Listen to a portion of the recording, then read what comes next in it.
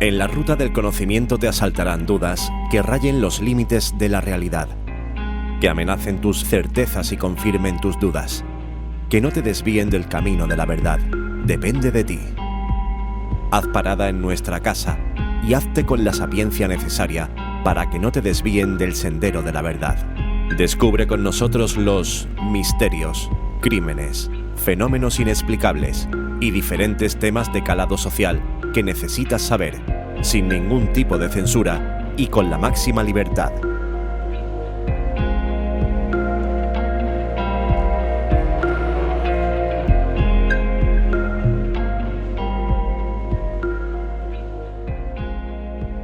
Ahora comienza Parada de Postas con Manu Flores y Javier Sandalio.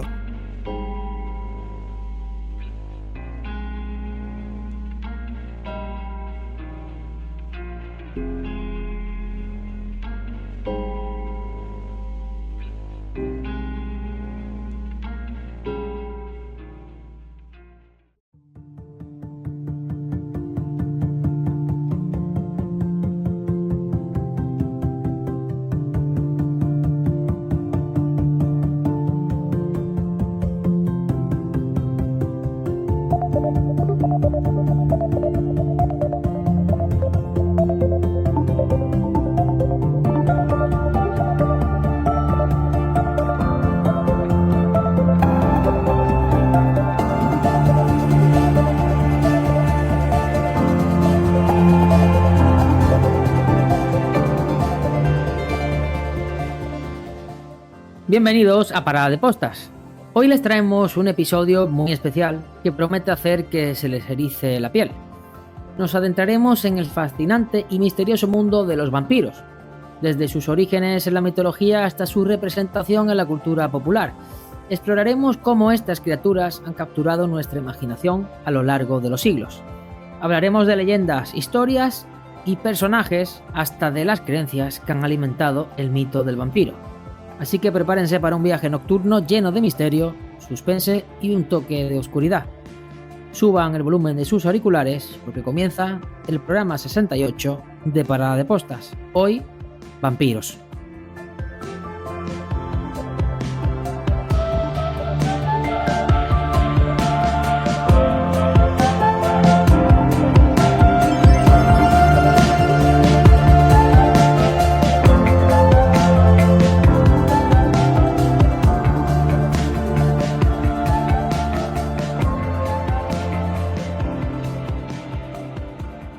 Y es que de vampiros ha estado lleno este mundo, el del cine, el de los libros, el de la historia. ¿Cuántas veces hemos escuchado esas leyendas y esas cositas que decían de los vampiros, de que si te ponías el ajo, de que no sabemos? Pero hoy Javi Sandalio nos trae pues un sinfín de historias y de curiosidades de esto de los vampiros, que no parece que sea y que esté tan alejado como algunos dicen. Muy buenas noches, Javi.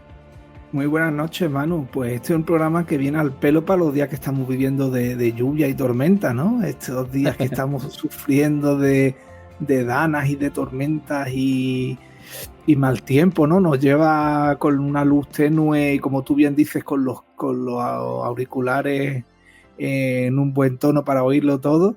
Y la verdad, Manu, que me ha sorprendido cuando he empezado a tratar este tema lo atrás en el tiempo que hay que irse para buscar los orígenes de los vampiros, porque no sé tú, pero a mí, yo siempre que hablaba de vampiros me retrotraía a la época pues barroca, ¿no? De la Edad Media o incluso un poquito más tarde de la Inglaterra victoriana, ¿no? El inicio de esta época moderna, pero sin embargo, Manu, lo tenemos en la antigüedad y después lo que tú dices, tema películas, libros, hay un sinfín de temas que no podríamos tocarlo en un solo programa y podemos hacer una segunda parte porque vamos a dejar muchas cosas en el tintero, pero sí que podemos tocar lo más esencial del mundo de los vampiros, ¿no?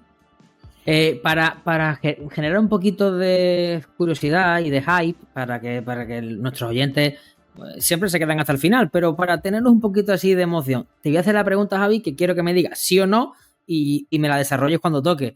¿Existen vampiros entre nosotros a día de hoy? Pues podemos decir que sí, que hay algunos vestigios de que hay vampiros entre nosotros, tanto psíquicos, ¿no? Estos que dicen que nos roban la energía, como los más parecidos a los que hemos visto en el cine. Y es que, Pues Manu, perfecto. si nos retrotraemos a, como bien has dicho al principio, a la mitología antigua, Sí, al origen. desde, claro, sí, si te acuerdas, recuerdas la película si recordamos el inicio de la película de Poltergeist, vemos como Sí, en Mesopotamia están buscando unas figurillas, unos arqueólogos y encuentran al Pazuzu, que era el diablo. Pues si nos sí. vamos hasta Mesopotamia, Manu, ahí ya tenemos el imperio asirio, estamos yéndonos al 4000 antes de Cristo y ahí tenemos los primeros vestigios de espíritus y de vampiros. Wow, tío. Eh, sí, sí, yo pensaba, ya te digo, no podía imaginar que era de una época tan antigua, ¿no? Pero ahí teníamos los que ellos llamaban los Hutucus. Y dirás, bueno, ¿y esta gente cómo tenemos estos vestigios si allí no Ujú, había imprenta, no había nada? Bueno, pues hay unas claro. tablillas cuneiformes que los arqueólogos han logrado descifrar, ¿no? Y hacen mención a estos espíritus, los Hutucus, que eran ni más ni menos que espíritus que vagaban después de muertos y que podían ser tanto buenos como malos, no tenían por qué ser Ujú, espíritus malignos. Pero dentro de los Hutucus había diferentes tipos, los Lemnutu, que eran unos espíritus que sí eran malignos, que volvían del más allá para vivir entre o acercarse a los vivos y, y poder quitarle su energía y con ella pues seguir viviendo, ¿no? Eran espíritus que por algún motivo habían fallecido o no habían tenido sepultura adecuada o no se había cumplido un ritual adecuado con ellos cuando murieron. Y estos espíritus marcaron tanto a la sociedad asiria que desde entonces se establecieron unos cánones a la hora de hacer un ritual funerario, ¿no? wow. Dentro de los Hutucus estaban los Equimus o Edimus, que estos sí eran malignos, eran los atrapados, que se les Equimus o Edimus significa el que fue atrapado, Ujú, y aquí se dan muchos casos de niños, ¿no? De personas que habían muerto de forma prematura y vagaban igualmente buscando para hacerse con la energía de los vivos y hacían el mal entre las personas. Y sobre todo se acercaban a las personas que estaban marginadas o hablan de personas viajeros que viajaban solo por el desierto y que al encontrarse tan solos y tan marginados, pues eran vulnerables. Si nos acordamos de la película de Drácula de Bram Stoker, nos sí, damos cuenta de que tanto la Mina era una chica que enfermiza, también no sé si te acordarás de aquella figura del vagabundo loco que estaba sí, sí, en sí. pues, fíjate qué casualidad, bueno, qué casualidad o no, como también se valían los espíritus de la época moderna, como también se valían de esas personas desarraigadas o que eran vulnerables, ¿no? Eh, Joder.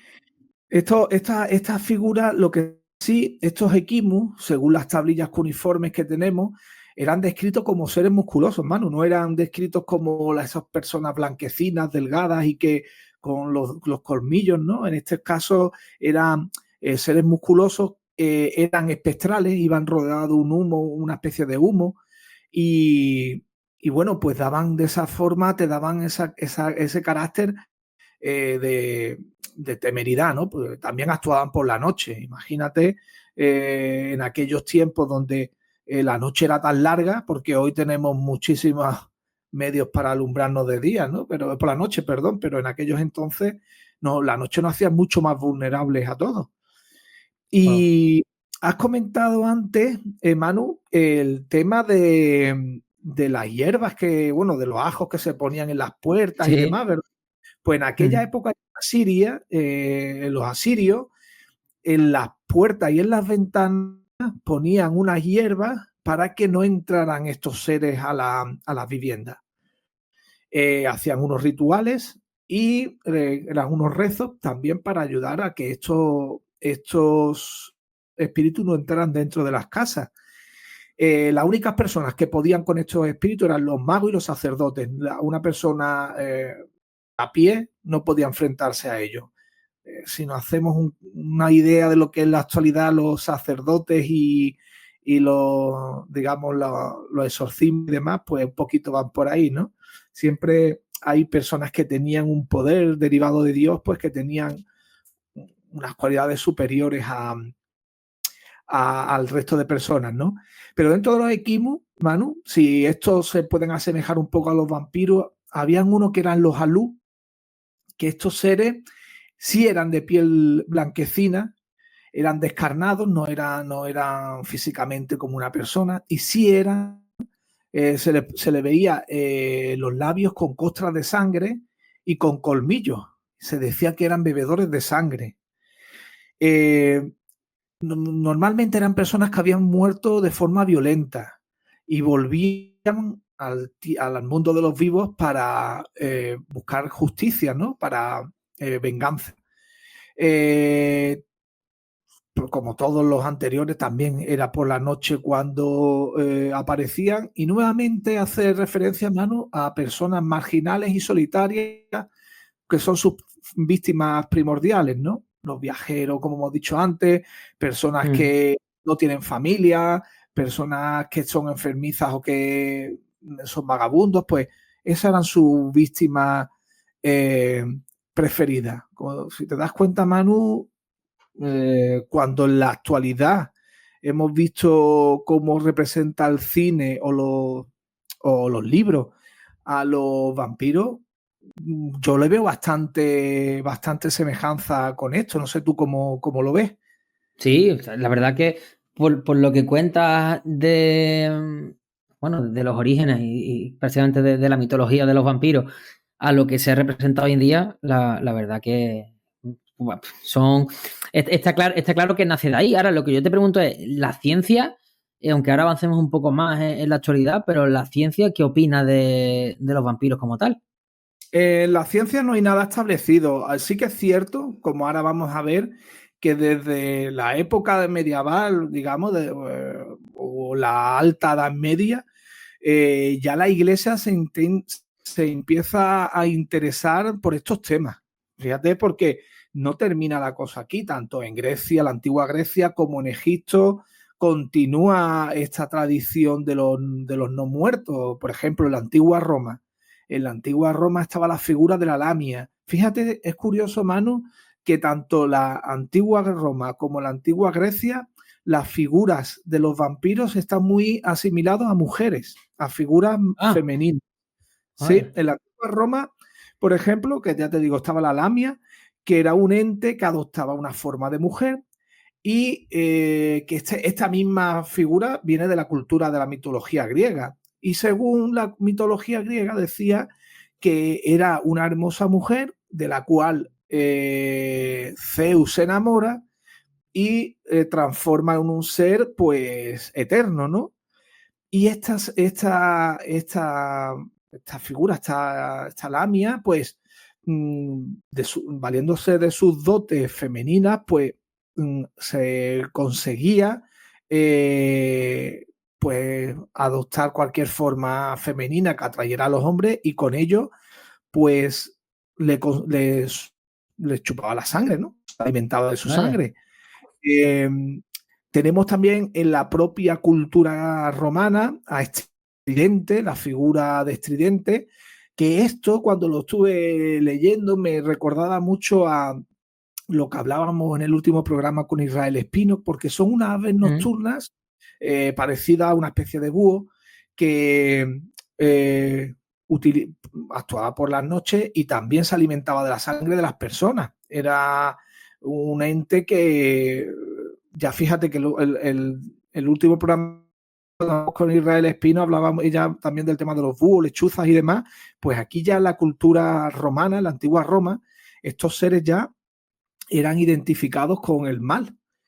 Igualmente, para evitar que estos pájaros o estas aves entraran dentro de las casas, los romanos ponían en las ventanas y en las puertas, ponían una serie de hierbas medicinales o hierbas olorosas para que no pudiesen entrar dentro de las casas. También en la cultura grecorromana tenemos la empusa, que es también una figura demoníaca que proviene de la mitología griega, que también es adoptada por la mitología romana, y al igual que la lamia era una figura femenina, que esta figura rondaba los caminos. Hemos hablado que en muchos casos los viajantes eran una víctima propiciatoria para estas almas o estos entes, y ella normalmente vagaba por esos caminos y por los cementerios. Y por último, otra figura muy similar que había en la cultura grecorromana eran los revenants, que eran ni más ni menos que muertos vivientes que volvían del más allá porque tenían alguna cuenta pendiente con las personas pues que había entre los vivos, ¿no? Fíjate que la cultura grecorromana, nosotros hemos vivido mucho de ella, hemos vivido pues tanto Europa, toda Europa, como parte del norte de África, y bueno, pues siguen ahí esa cultura, ¿no? Vale. Pues no, lo que te digo es, si nos vamos 100% a esa evolución, yo sí sé, por temas médicos y demás, sé que hay una enfermedad que se llama la porfiria, que la porfiria es una enfermedad en la que eres muy sensible a la luz, por lo cual no te expones por el día, te expones por la noche, y además tiene una peculiaridad, y es que la encía, a nivel encía, la tienes como retraída, ¿vale? Por lo cual, al tener retraída la parte de delante de la encía de arriba, lógicamente los colmillos los tienen más. Entonces, las personas que padecen porfiria suelen tener la piel muy blanca porque no se exponen a la luz solar, tienen la encía retraída, por lo cual en la parte de arriba se le nota bastante los dientes, y tienen ese tono blanco de piel. Entonces son personas a las que se les suele decir que son personas muy vampiros. ¿Qué puede haber de cierto en cuanto a... Sabemos que el vampiro como tal, no sabemos, ¿no? Al menos desde el desconocimiento. No sé si el vecino del quinto pues, es un vampiro encubierto. Pero sabemos que el vampiro como tal, como se representa en las películas y demás, dudo que exista. No se ven casos, o ahora tú me corriges, o no se escuchan casos de personas que chupan la sangre, salvo que sea porque haya querido hacer la gracia que no tiene ninguna, y agredir a alguien de ese modo. Pero una persona que se alimente de la sangre, mordiéndole y demás, al menos en las civilizaciones desarrolladas, no se conocen. Ya desconozco si en algún tipo de tribu actualmente, Javi, que no nos tengamos que ir a la antigüedad, puede existir. Yo, Manu, el caso más claro o el caso más reciente que encontré, que bueno, seguramente cuando te lo comente te acordarás de él porque fue muy sonado, fue en Malawi en octubre de 2017, cuando hubo casos de personas pues que intentaron o consiguieron matar a otros vecinos, a otras personas, chupándole la sangre. Aquello desencadenó en una histeria a nivel de todo el país, no solamente donde se produjeron las agresiones. Y lo que sí hay una cosa que siempre nos encontramos que puede que no haya llevado a confusión a lo largo de la historia, seguramente lo habrás escuchado, el tema de la epilepsia. Las personas que tenían epilepsia eran muy vinculadas con los vampiros. Igualmente en Malawi, en África, sabes que los albinos están muy mal vistos. Sí. Y cuando ocurrieron estas agresiones en Malawi en 2017, la turba de la gente, hubo más de 140 detenidos, una docena de muertos, y todo la obsesión era ir en busca de estas personas con epilepsia y a los albinos. Eso que comentabas antes de la piel blanquecina, pues ellos lo ven como vampiros, como algo similar a los vampiros. Pero como te decía, hay en la cristiandad, la iglesia, sí que tiene documentos. En el Vaticano se ha hablado muchas veces, claro, como sabemos que a la iglesia le tapa esta oscuridad que tiene, ¿no? Que hay tan poca transparencia.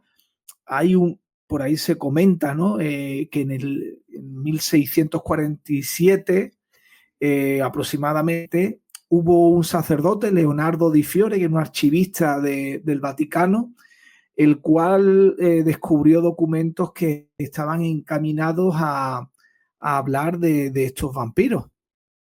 Incluso se llegó a decir que en el propio Vaticano, en unas mazmorras que había, unos laberintos que tenían bajo el Vaticano, tenían algún tipo de ser vampírico. Y decía Leonardo Di Fiore que cuando intentó comentarle esto al cardenal Giovanni Calvetti, que era la persona que era su mentor dentro del Vaticano, pues poco más o menos hubo un cisma dentro de la iglesia del Vaticano, y la realidad es que Leonardo Di Fiore desapareció sin dejar rastro, aunque sí que pudo dejar fechado pues una serie de documentos que dejaron buen testimonio de que algo había en el Vaticano, o que el Vaticano sabía que había vampiros o personas vampíricas, seres vampíricos, que en Europa, ¿no? En Europa y en muchas partes del mundo. Fíjate, Manu, una cosa muy interesante que me llamaba la atención, que no solamente es Europa, porque siempre que hablamos de vampiros, lo primero que se nos viene es Rumanía, Inglaterra, ¿no? La zona de Inglaterra, pero realmente es por todo el mundo. Tenemos los vampiros tradicionales, ¿no? El vampiro tradicional que se transforma en murciélago, el Vlad Tepes, ¿no? De toda que conocemos del cine, pero en la propia Rumanía, mucho antes ya de Vlad Tepes y mucho antes de estos vampiros occidentales, estaban los estrigois. Estrigois, que eran estas figuras cadavéricas que eran vampíricas, eran vampiros, que se nutrían de la sangre. En China, seguramente, Manu, que si lo pones en Google te va a salir la figura y vas a decir, hostia, yo esto lo he visto en alguna película, los Yanchi. Yanchi en China eran unos cadáveres que volvían de la muerte, no absorbían la sangre, sino el ki de los vivos, la energía de los vivos. Se aprovechaba de personas enfermizas. Nuevamente vemos como las personas más vulnerables son las que están solas o enfermizas, y tenían la cualidad que podían dar saltos, casi volar, ¿no? Eran muy temidos porque también atacaban en la oscuridad. Si nos vamos a África, estaban los Assam Bosan, que sobre todo estaban en Ghana y Togo. Eran unos seres que no tenían un prototipo humano, era más una figura monstruosa porque iba con unas garras, vivían en las copas de los árboles y aprovechaba pues nuevamente a las personas más desvalidas para servirse de su energía vital o de su sangre. La mitología hindú, por ejemplo, tenemos los Vetalas, que son seres que habitaban en los cementerios. No solamente se alimentaban de los muertos, también de las personas que iban a visitarlos.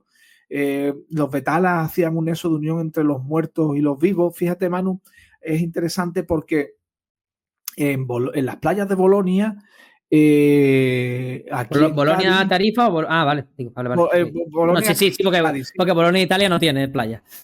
Sí, ellos, pues en las playas de Bolonia, aquí en Cádiz, como bien sabes, hay los arqueólogos pueden encontrar una ciudad romana, hay un yacimiento romano muy interesante, y en aquella y ya en estos yacimientos, en los enterramientos, había unas figurillas que evitaban que estos muertos volvieran a la vida, y se decía que algunos de ellos aparecían con restos de otras tumbas, porque esos muertos decían que se habían levantado y habían ido a aprovecharse o a coger cosas de otros muertos, de otras de otras tumbas. Entonces, los cementerios también es algo que está muy arraigado, que también está muy inmiscuido en la historia de los vampiros. Tenemos en Latinoamérica el chupacabra, ¿no? Que también es una figura que también es un animal, no es un ser humano, digamos, una figura antropomorfa, y que se aprovechaba sobre todo, pues eso, de los animales que estaban los cercos de animales domésticos, pues que le chupaban la sangre. También tenemos, por ejemplo, los Boba Fett en Escocia, que eran unas entidades vampíricas también, que eran mujeres y atraían a los hombres pues para aprovecharse de ellos. En la tradición eslava, los Upir, que estos, a diferencia del resto de vampiros que conocemos, pues actuaban tanto de día como de noche y eran capaces de influir en la mentalidad de la persona. Y en la mitología griega, que también es muy interesante, estaban las empusas, que, como hemos dicho antes, se podían transformar en cualquier figura femenina para atraer a sus víctimas. Y no solamente a los hombres, sino también a las madres embarazadas y a los niños.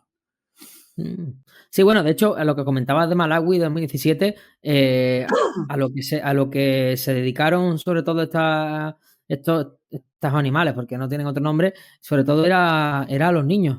Asesinaban a niños chupándoles la sangre. Fue un tema complicado. Te iba a preguntar, Javi, en cuanto al simbolismo, ¿qué crees que representan los vampiros en la sociedad actual? ¿Tú crees que son un reflejo de nuestros miedos o de nuestros deseos? Puede ser, Manu. Yo creo que, bueno, en la actualidad, como todo ha girado tanto, ha sido todo tan cambiante, pero si nos volvemos unos años atrás, los vampiros eran muy admirados por cierto sector de la población.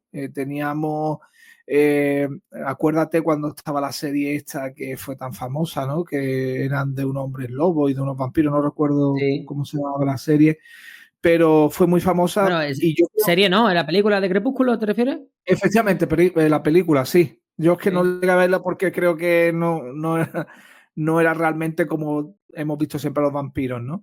Sí, pero exacto. Sí que es verdad que, como tú dices, representa mucho de nuestros miedos. Fíjate que siempre actúan de noche, siempre actúan con las personas desvalidas, sobre todo las personas que están solas.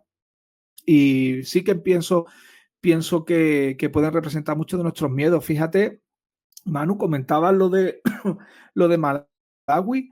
Tal fue el revuelo que hasta la ONU y los países sacaron a sus funcionarios de allí, porque el país entero fue una revolución tremenda. Sí. Yo recuerdo que fue algo muy sonado.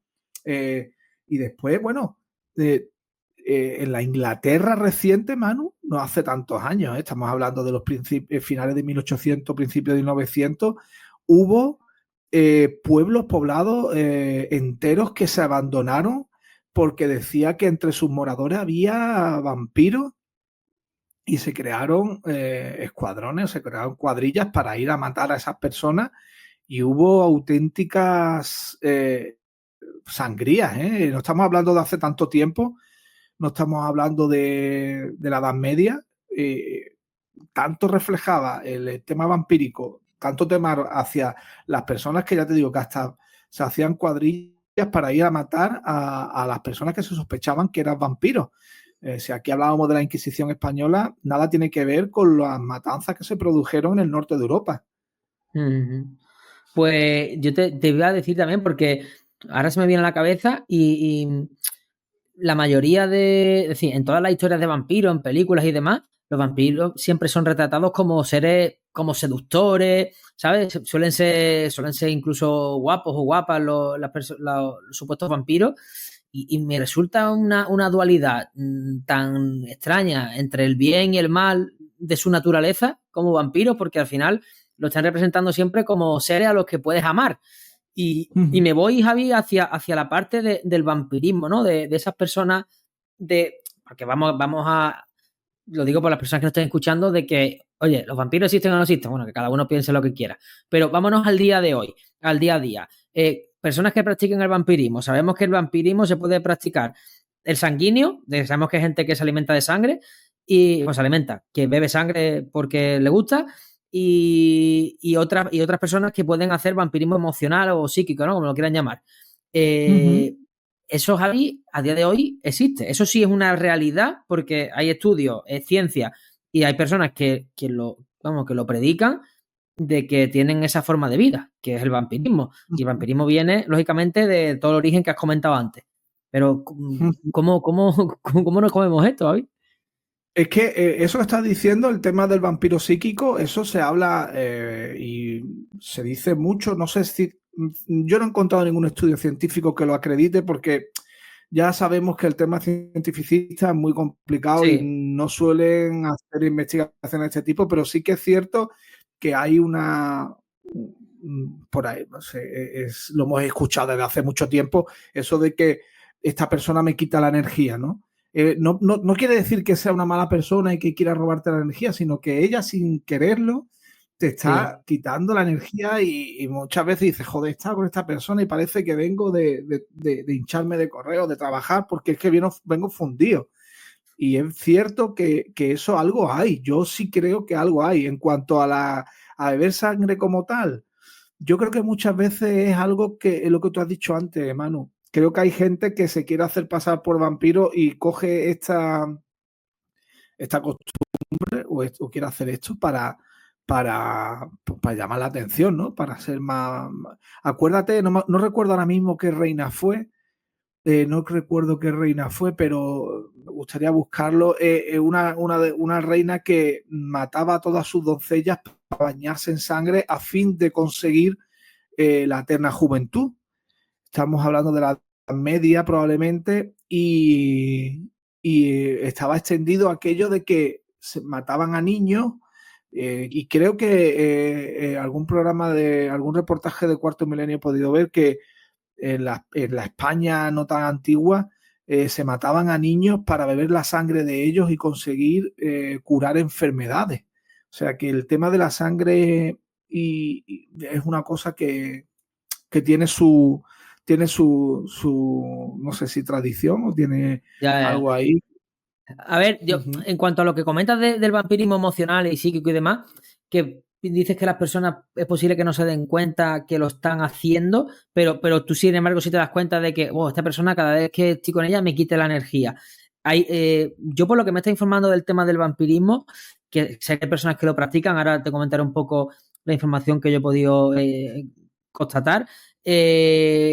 Hay personas que, como tú bien dices, no saben que están quitando la energía, pero la quitan, pero hay otras personas que sí, que saben que esa persona es débil y saben que pasar un rato con esa persona a ellos le llena de energía porque a la otra persona le agota. Es más, y lo tienen como, no te digo que lo hagan a maldad, pero sí lo hacen porque necesitan esa vitalidad y lo hacen a conciencia, porque saben que hay una persona débil al lado y la necesito. Y luego, el sanguíneo, el vampirismo sanguíneo, sé porque lo que pasa es que actúa más desde un punto de vista sectario.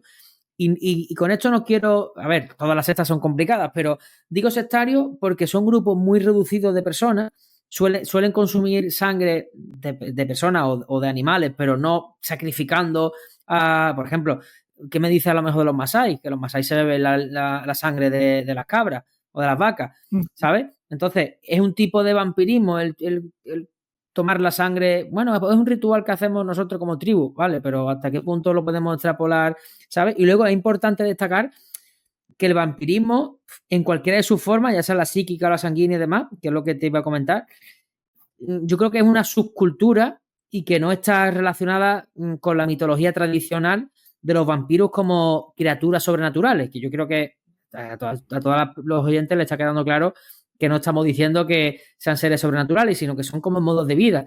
Y la mayoría de las personas que se identifican como vampiros, al menos lo que yo he podido leer y informarme, lo hacen como una forma de explorar más su identidad, sus deseos, su espiritualidad, porque lo hacen desde un punto de vista más profundo, ¿sabes? Es como, son como prácticas que hacen consensuadas y basadas en la confianza mutua entre los involucrados que estén en esa reunión, en ese y de hecho hay una comunidad vampírica y a menudo suele enfatizar mucho la importancia del consentimiento, ¿no? De la comunicación abierta, del respeto de los límites personales. Es como un club, ¿vale? Que yo creo que está en todas las ciudades del mundo, porque fíjate si somos habitantes, pero creo que va un poco más hacia ese lado. Lo que pasó en Malawi, lógicamente, pues son descerebrados, animales y demás, pero que a mí el tema vampirismo, no lo veo como ni algo negativo ni algo positivo si lo llevamos hasta este punto. Creo que cada uno es libre de tomarse la espiritualidad como lo quiera hacer. Tú mismo lo decías, ¿no? Que la iglesia incluso bueno, pues lo veía de una forma como la iglesia lo podrá ver, pero que está instaurado en todos los niveles y que todo el mundo es consciente prácticamente en todos los ámbitos culturales de la sociedad, ¿no?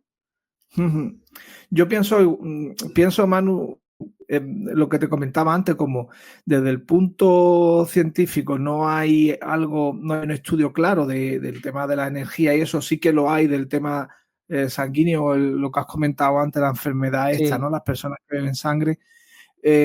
Pienso que es algo que es tan abstracto actualmente para el ciudadano de a pie, que siempre que hablamos de vampiros parece como algo mítico de televisión, de película, y que nadie le rinde cuenta. Sí que es verdad que últimamente no se le está dando tanto bombo, pero yo sí que recuerdo como Manu, la época de los 90 o así, que sí que había sociedades y había gente que incluso se vestía queriéndose parecer a ellos. Los góticos y demás son personas que siempre admiraban la figura del vampiro, ¿no? Esa figura demoníaca, maligna, ¿no? Y en todas las sociedades se ha dado la admiración que hay hacia el vampiro, ya sea de una forma u otra. En Occidente hemos sido, pues claro, por nuestra cultura no ha sido como Malawi la reacción hacia esas personas, pero yo recuerdo de personas hasta que se compraban un ataúd y decían que dormían dentro del ataúd porque ellos se sentían vampiros. Sí, ¿verdad? Es algo que está en nuestra cultura. Lo que ocurre es que ya, como estamos virando tanto en nuestro día a día por los temas, pues siempre hemos hablado, ¿no? La inmediatez, parece que un poco se está dejando de lado, pero es algo que está en nuestra cultura intrincada desde hace muchos años y creo que es muy interesante. Es una cosa que ya lo analizaremos en próximos podcasts, pero tanto el cine como los libros, como series, siempre es algo que ha tenido mucho éxito dentro de la población, que han consumido este tipo de productos, y hay obras de arte como el Drácula de Bram Stoker. Y fíjate, Manu, algo que no me quería dejar atrás y quería comentar contigo, a ver tú qué piensas. Las personas que se han metido dentro de estos personajes, Bela Lugosi, Bram Stoker, murieron en su lecho de muerte. Bram Stoker gritaba estrigó y como que frente a él estaba la figura esa del vampiro. Bela Lugosi también hablaba de Drácula, que estaba viendo un vampiro en los pies de su cama. ¿Hasta qué punto llega a obsesionarse tanto la gente con los vampiros como para que en tu lecho de muerte te sientas que están contigo? Javi, por sacar un toque de humor, le pasó como a Rejón, que el personaje se comió a la persona. Sí, totalmente. No, pero puede ser, yo creo que ya fuera de broma, yo creo que estos actores que hoy de hecho lo hablaba en el trabajo con compañeros, ahora que coincide que ha estado el Festival de Cine y que está el Festival de Cine aquí en Málaga, hay actores, tío, que se curran tanto los papeles, y hablaba de Mario Casas porque había salido algo en redes sociales sobre él, y yo hablaba de lo infravalorado que está este chico, porque es un chaval que se trabaja tanto sus papeles. De hecho hizo una película que era como una especie esa es la palabra, de persona que vive sola en el monte, de ermitaño, prácticamente ermitaño. Hace un tiempo fue esa película, y él decía que se la había preparado de forma de que se había ido a vivir 3 o 4 meses con un hombre, con un ermitaño, con un pastor que vivía solo en una montaña, se había ido 3 meses a vivir allí entonces Yo creo que hay actores, igualmente hizo una película que tuvo que engordar un montón de kilos y tuvo que tal, y luego tuvo que hacer otra siguiente que tuvo que perder un montón de kilos y se tuvo que meter en el papel de tal. Lo vimos con Javier Bardem cuando hizo la película de Mar Adentro, ¿no? De cómo, bueno, pues hizo el papel, ¿no? Del enfermo. Yo creo que hay veces que el cerebro bueno, tu propia persona puede empatizar tanto con el papel que estás tomando, ya que comentabas el tema de los actores y demás de las películas, que puede ser que te afecte o que a partir de ese momento cambies incluso tu forma de... Porque si las películas están basadas en historias, en mitologías y en leyendas y demás, quién sabe si descubres un mundo nuevo gracias a ese papel que estás estudiando, porque no solamente es un guión. Entiendo que, te digo, tienes una preparación detrás y quién sabe si te puede, igual que te culturiza, también te puede cambiar tus pensamientos, tío. Y eso, ¿sabes? Muchas veces no lo valoramos porque pensamos que son personas que actúan y ya está, pero no, esa persona tiene algo detrás que, oye, para hacer ese papel, quizá a lo mejor pues ha cambiado. O sé de actores que han hecho cine, en algún cine en concreto, y desde que hicieron ese cine o esa película en concreto se han vuelto vegetarianos, se han vuelto veganos. Y tú dices, coño, si antes eras carnívoro a tope. Bueno, pues que hice esto, conciencia de tal cosa y desde ese momento me he hecho vegano. Hostia, pues, ¿sabes? Y no sé, es una constante evolución que me parece hasta bonita porque, bueno, no deja, el ser humano nunca deja de avanzar y de aprender y de cambiar su tipo de vida. La verdad que es muy interesante. Eso no le va a pasar, a Nicolas Cage no le va a pasar mal, porque también te representa al de Conner, que te representa a un padre de Navidad, el tío no... Vamos, se lo Con ahí no veas, maravilla de película. Con los presidiarios en el avión. Más poco expresivo que hombre que te... Total. La verdad que hay actores Javi, que yo vi Con Air y después no volví a ver ninguna película más de Nicolas Cage, y si le está en la tele la quito. No puedo con él. Pero el hombre sigue actuando y seguro que tendrá un montón de películas. Pues si ve la del motorista fantasma, ya entonces la apaga, rompe la tele directamente. Bueno, esa fue la que le llevó a la ruina prácticamente. Pero vale, algo que es verdad. Pero estos casos sí que es verdad que el actor muchas veces... Creo que, bueno, hay actores, ¿verdad? Por ejemplo, me parece que Richard Gere también, al hacer el papel de algún protagonista, le cambió la vida. Es cierto que muchas veces les cambia la forma de pensar por completo. Es curioso, ¿verdad? Y tanto a Lugosi y Bram Stoker, pues le pasó, sí. Sí. Pues a Mario Casas. Pues, porque tú decías lo de Hugo Silva, ¿el qué? No, yo decía que Bram Stoker y Bela Lugosi... he escuchado Hugo Silva, y digo, no, Hugo Silva no. Vale. No, Bela Lugosi, que fue el primer Drácula, fue el primogénito, sí. Ese hombre se encasilló tanto en el personaje que ya no volvió a hacer ningún otro personaje como aquel. Ya en su carrera cinematográfica se vio tan encasillada con Drácula que no tuvo una evolución, a pesar de que hizo un papel fantástico. El encasillamiento de los actores es otro gran problema, Javi. A mí me pasa mucho con un actorazo malagueño que se llama Antonio de la Torre, o Don Antonio de la Torre, porque me parece un actorazo, y está muy encasillado en siempre un perfil muy psicópata. Y el hombre es un camaleón de la cámara y ha estado muchos años muy encasillado porque siempre hacía los mismos papeles. ¿Y qué pasa? Que cuando ha cambiado a otro papel, ya lo he visto hasta raro. Y digo, hay que ver lo que es que te encasillen en algo. Pero por otro lado también resulta muy extraño lo que tú dices, hacer de un malote a luego hacer de una película de comedia donde eres, ¿sabes? Donde no sé. Es verdad que esos golpes, pero mira, y yéndonos al tema de los vampiros y ya para acabar, Javi, una cosa que no sé si la habrá hecho un vistazo, pero como a mí me gusta tanto el tema de los sueños, está tan arraigado y está tan en nuestra sociedad el tema de los vampiros, por las películas, por el cine, por los libros, por la mitología, por lo que quiera, que ¿qué significa soñar con vampiros? Bueno, pues yo esto lo he buscado y quiero comentarlo porque seguramente que muchos de los oyentes que nos estén escuchando alguna vez en su vida han soñado con un vampiro, con una vampira, alguien que le mordía, le chupaba la sangre. Tengo que decir que yo el libro de los sueños y todas estas cosas me pasa un poco, Javi, como con cuando pones la tele y está la típica tarotista echando las cartas y tú dices, bueno, seguro que acierta porque como al final dice cosas tan genéricas que todo el mundo tiene algo, ¿sabes? Todo el mundo al final le aciertas algo porque, claro, ¿sabes? En el trabajo está la cosa regular. Bueno, porque casi todo el mundo tiene la cosa regular en el trabajo, ¿sabes? Entonces, son cosas genéricas. Entonces, tengo que decir que es posible que algo acierte, pero porque abarca mucho. Y mira, lo leo textual, ¿vale? Soñar con vampiros puede tener varios significados, dependiendo del contexto del sueño y las emociones que experimentes durante el mismo. Primero, miedo o ansiedad. Los vampiros suelen ser símbolos de miedo o peligro. Soñar con ellos puede reflejar tus propios miedos o ansiedades en la vida real, ya sea sobre situaciones específicas o sobre relaciones interpersonales. Lógicamente, es tan amplio lo que cuenta aquí que alguien se puede dar por aludido. Segundo, sentimiento de agotamiento.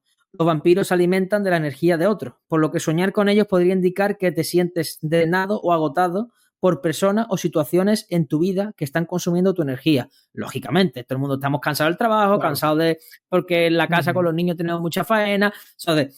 Siempre le va a buscar un significado. Tercero, deseos ocultos. Los vampiros también pueden representar deseos reprimidos o aspectos de tu personalidad que no has explorado completamente. Este tipo de sueño podría invitarte a confrontar esos deseos y a ser más honesto contigo mismo. También, transformación y renacimiento. En algunas culturas, los vampiros simbolizan la transformación, ya que representan la vida después de la muerte. Soñar con vampiros puede sugerir que estás pasando por un proceso de cambio o evolución personal. Al final, soñar con un vampiro no sé si es bueno o malo, pero acertar acierta, ¿eh? Relaciones tóxicas. Si en el sueño sientes que el vampiro te está atacando o persiguiendo, esto podría reflejar una relación tóxica en tu vida real, donde sientes que alguien está sangrando tu energía emocional. Y por último, exploración de lo desconocido. Los sueños con vampiros pueden ser una forma de explorar lo desconocido y lo oscuro dentro de ti mismo. Podrían ser una invitación a enfrentar tus miedos y a sumergirte en aspectos más profundos de tu psique. Así que esto cuenta sobre soñar con vampiros. Como bien te digo, si sueñas con vampiros, una de estas opciones seguramente te va a valer, porque seguramente una de estas opciones estamos pasando cada uno de los ciudadanos de este... Sí. A mí también me resulta interesante el tema de los sueños, porque es verdad, creo que en ciertos aspectos sí hay algo que influye. Eso también para hacer un podcast. Yo sí que es verdad, siempre que he soñado con agua sucia o aguas turbias, ha venido un periodo bastante complicado después. Eso siempre me ha pasado. Bien. Tengo familiares que cuando han soñado con la caída de dientes ha fallecido algún familiar, o cuando han soñado con serpientes ha pasado una cosa concreta, pero ya después, es lo que tú dices, le puede dar tantas vueltas a cada cosa que tú dices, bueno, no se ha soñado esto, al final puede pasar cualquier cosa que van a acertar. Sí. Estoy de acuerdo contigo, que al final tiene tantas connotaciones que no sabes a cuál quedarte. Pues nada, Javi, muy interesante el podcast, la verdad que ha sido un tema que nunca habíamos traído y que tiene ganas de que lo hablásemos. Y nada, nos vemos en la siguiente parada. Vamos a ver en la siguiente nos veremos y a ver si seguimos indagando en el mundo este tan siniestro y tan bonito que a su vez como es el vampirismo, ¿no? Que en la cultura nuestra está incluida. La verdad que tengo muchas ganas de encontrar a alguien que sea un buen aficionado del cine. Tengo uno, pero no es del cine de terror, pero igualmente me gustaría traerlo, a ver si de aquí mi amigo Marcos Dorado, ya que él nos escucha, espero que me acepte la invitación, de venir a hablar sobre cine, porque podríamos aprender muchísimo, pero a ver si alguien que nos escucha nos puede recomendar a alguien que sea un experto en cine de terror, porque me encantaría pues esas historias, ¿no? que hay detrás, como la que has contado tú de un actor que emprende un papel y de repente... Ya tuvimos un podcast que era Misterios de la Claqueta, que contábamos un poco los misterios que habían ocurrido, los sucesos, después de los rodajes de ciertas películas de terror. Pero voy incluso más allá, ¿no? En cuanto a hablar de recomendaciones de películas, si tiene que ver con la realidad, si no tiene que ver. Yo creo que puede ser un podcast muy interesante, porque es algo que a golpe de clic podemos realmente ver esa película. Si alguien nos la está recomendando, puede ser muy interesante. Así Pues que sí, la ahí verdad tenemos que sí. otro tema más y ya está. Y lo iremos Ajá. trayendo conforme se vaya pudiendo.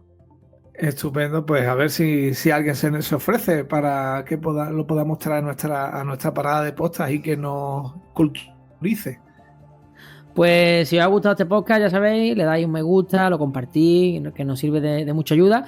Y nada, que paséis un buen fin de semana, que ya se aproxima. Y nada más, nos vemos en la siguiente parada. Y Javi, un abrazo. Un abrazo.